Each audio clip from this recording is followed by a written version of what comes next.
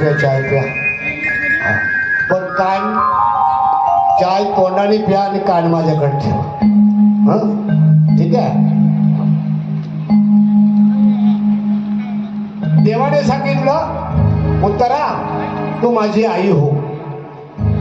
उत्तरा म्हणते देवा मागितलंस काय मागितलं. अरे 3 जन्म वसुदेव देवकीनं प्रयत्न केले, हजारो वर्ष तपश्चर्या केली, तेव्हा कुठं तू त्यांच्या पोटी जन्माला आला. नंदाचं केवढं भाग्य, यशोदेचं केवढं भाग्य, तर त्यांच्या अनंत जन्मीच्या पुण्यानं तू त्यांना मुलगा म्हणून प्राप्त झालास. पण मी त्यांच्यापेक्षा भाग्यवान आहे की तू माझा मुलगा होण्याची इच्छा करतोस.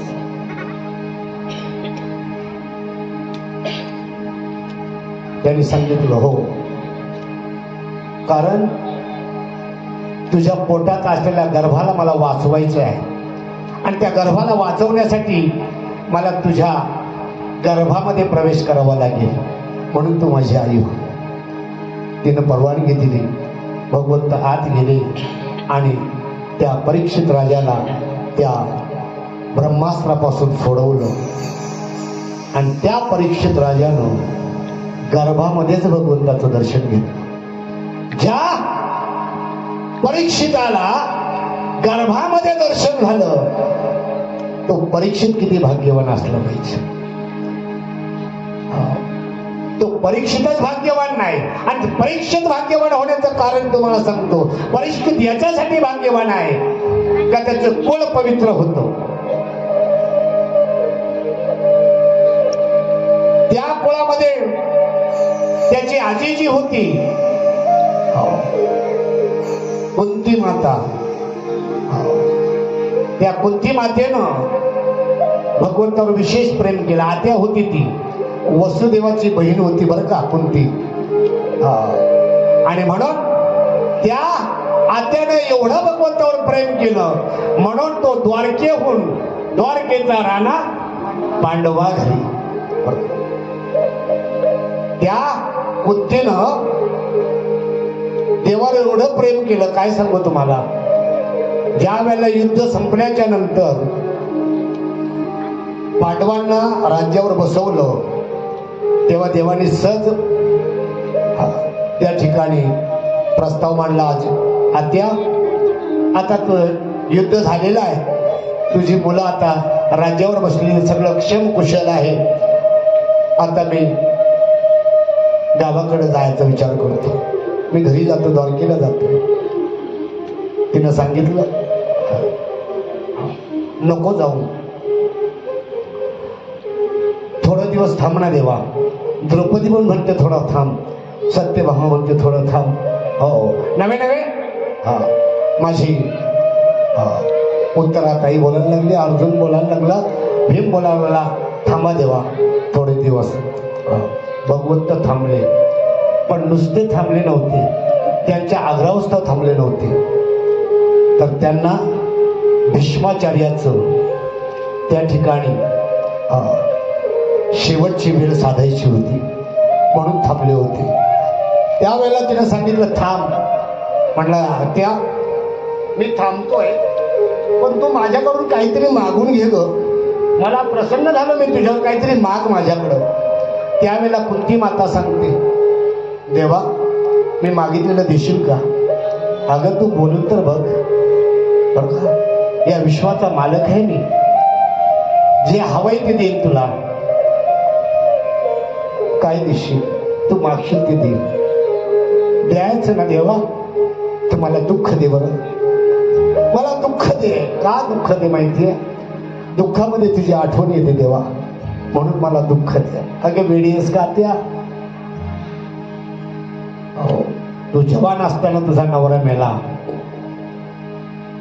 तुझ्या सवतीची 2 मुलं आणि तुझी 3 मुलं वाढवण्यामध्ये तुझं आयुष्य खर्च झालं. त्या पोरांना घेऊन तू वणवण भटकलीस, काय दुःख झेललं ते मला माहिती आहे.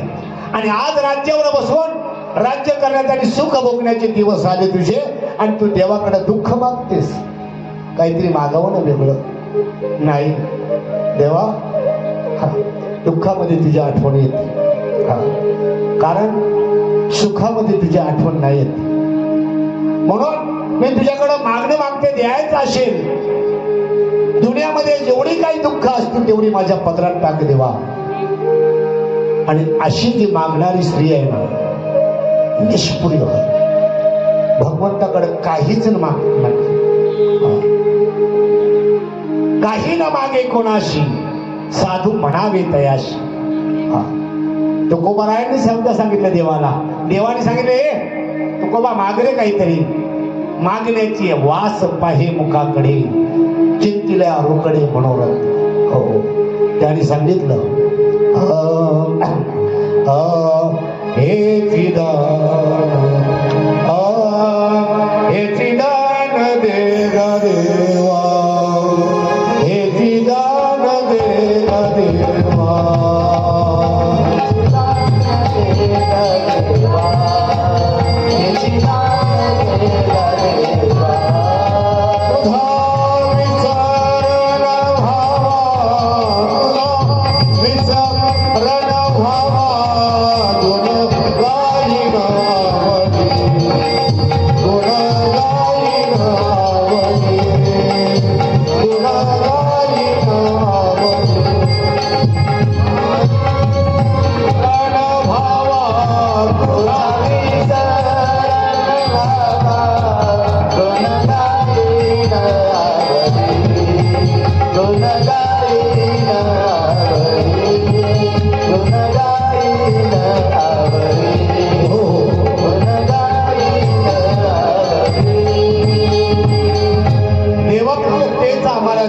ज्याच्याने तुझा विसर होणार नाही. आणि तुम्हाला सांगू का, देवाला जो विसरलं ना त्याच्या जीवनामध्ये दुःख आहे बरं का. देवाला जो विसरला, हा सांगितलं ना, याद है तो आबाद है, भूल गया तो बर्बाद.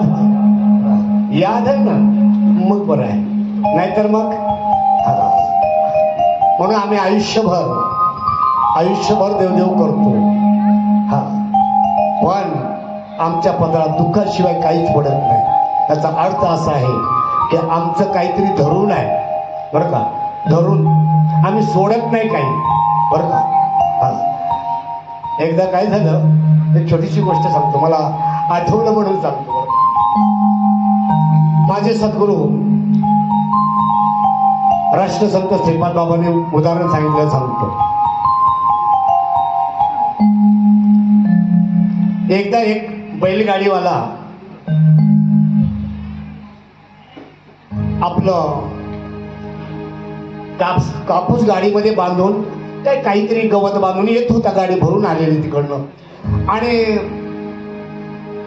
त्या ठिकाणी एक रस्त्यात चालणारा माणूस भेटला. त्या माणसाला चालता येत नव्हतं, त्याच्यापेक्षा तो आळशी होता. आणि त्याने त्या गाडीवाल्याला सांगितलं, मला गाडीमध्ये बसून नाही. ते म्हणे जागा नाहीये, कारण मी सगळे गाडी बॅग बांधलेली, गवत बांधलेलं आहे, पण तुला जर बसायचं असेल तर नाडा पकडून बस. काय म्हटला, नाडा पकडून बस. का सांगतो मी, आपण देवदेव करतो पण आपल्याला गुण येत नाही. त्याचं कारण संत सांगतात एक आणि आपण ऐकतो एक, कळलं. मग तो माणूस गाडीमध्ये बसला. आता गाडीवाल्याने बरोबर सांगितलं होतं ना, नाडा पकड के बैठो. हा गाडीवर बसला आणि याने चड्डीची नाडी पकडली, त्याच्याच पडला गाडीतून. आपलं तसंच झालंय, देवदेव करतो पण गुणी येत नाही. कळलं तुम्हाला, रीत आहे आणि त्या रीतीनं केलं तर बरोबर होतं. आणि मग पुढे जाऊन भगवंताने सांगितलं, नाही जाता त्यांनी थांबतो तुझ्याकडं. आणि सांगितलं तू म्हणशील तसं होईल. आणि पुढे जाऊन मग भीष्माचार्यांच्याकडे गेलेले आहेत. आणि भीष्माचार्य शरपंजरी पडलेले आहेत, शरपंजरी पडलेले आहेत. हा, फक्त बरोबर 20 मिनिटं आपल्याकडे बाकी आहे.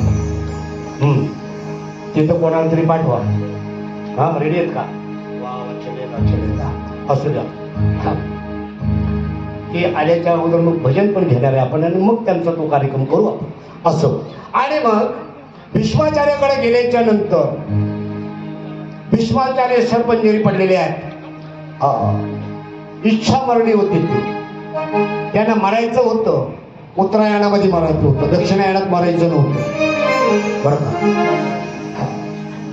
अर्जुनाने प्रश्न विचारला होता भगवंताला, देवा माणसाने उत्तरायणात मरावं का दक्षिणायनात मारावं? भगवंताने सांगितलं, तुला या उठाठी मी कोणी सांगितल्या? उत्तरायणात मेलं काय आणि दक्षिणायनात मेलं काय? देवाचा जर भक्त नसेल तर उत्तरायणात जरी मेला तरी त्याचा काय उपयोग आहे? माझ्या बरोबर एक जण पंढरपूरला आला होता, गांजा पेला आणि त्या नदीत उतरला आंघोळ करायला, मेला ते डुबून. आणि त्या गावची लोक मला म्हटले, बाबा बघा ना, तो माणूस आला आणि मेला, आता त्यांना काय सांगायचं? त्याच्या घरच्यांना बरं वाटावं म्हणून मी म्हटलं, वा वा वा, पंढरपूरमध्ये मेला, किती भाग्य. कसलं भाग्य आहे? पंढरपूरमध्ये उंदरं पण मारतात, कुत्री पण मारतात, पण पंढरपूरमध्ये मेला म्हणजे का भाग्यवान आहे का? अरे मरायला कुठे पण जाल तुम्ही, पण भगवंताच्या आठवणीमध्ये मरा. मग कुठेही मरू द्या, आमोशाला मेला तरी चालेल, एकादशीलाच मेला पाहिजे असं काही गरज नाही, पण भगवंताच्या आठवणीमध्ये गेलं पाहिजे. आणि मग उत्तरायणामध्ये तो मरणार होता म्हणून तिथे हे सगळे जण गेलेले आहेत. आणि गेल्याच्या नंतर 5 पांडव बरोबर आहेत आणि मग सगळे जण समोर उभे राहिले आणि मग विचारतात. भीष्माचार्यांनी सांगितलं, अर्जुना मला थोडा उशाला थोडी उशी दे, माझी मान अशी खाली जाते, मला भगवंताला पाहता येत नाही. अर्जुनाने बरोबर इथं मध्यभागी कपाळावर बाण मारला आणि त्या बाणाने त्याचं डोकं असं वर उचलून घेतलं. बघता आला त्याला भगवंत. आणि मग भगवंताला पाहिल्याच्या नंतर त्याच्या डोळ्यातून अश्रू व्हायला लागले. कोणाच्या? भीष्माचार्याच्या. भीष्माचार्याच्या अंतःकरणामध्ये, हो,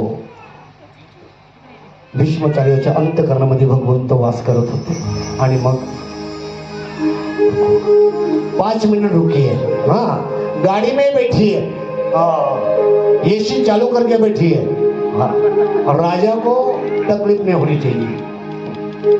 आणि मग भीष्माचार्य म्हणतात देवाला, देवा मला तुमचं मोठं कौतुक वाटतं. म्हणे काय? अहो म्हणे, तुम्हाला पाहिलं ना मला का आठवण येते. कसली आठवण येते? ज्या वेळेला अर्जुनाला घेऊन तुम्ही लढाईला उभे होतात, तुम्ही एवढे दयाळू आहात की त्या अर्जुनानं तुम्हाला सांगितलं, दोन्ही सैन्यांच्या मध्ये रथ घेऊन जा, तिथे घेऊन गेला, त्याने सगळ्यांना निहाळलं. त्याचा जो काही स्नेह उत्पन्न झाला होता, तो भ्रम उत्पन्न झाला, तो काढून टाकला आणि त्याला युद्धाला प्रवृत्त केलं. आणि युद्धाला प्रवृत्त केल्याच्या नंतर सगळे ज्या वेळेला हे झाले, त्यावेळेला दुर्योधनाने मला सांगितलं, आम्ही युद्ध हरायला आलो नाही, जिंकायला आलोय. तुम्ही पांडवांच्या बाजूने युद्ध करता का कौरवांच्या? त्यावेळेला मला राग आला. मी त्याला सांगितलं, उद्या सकाळी एक सुद्धा पांडव शिल्लक राहणार नाही. असं ज्या वेळेला मी बोललो, त्यावेळेला ती प्रतिज्ञा तुम्ही ऐकली बरं का?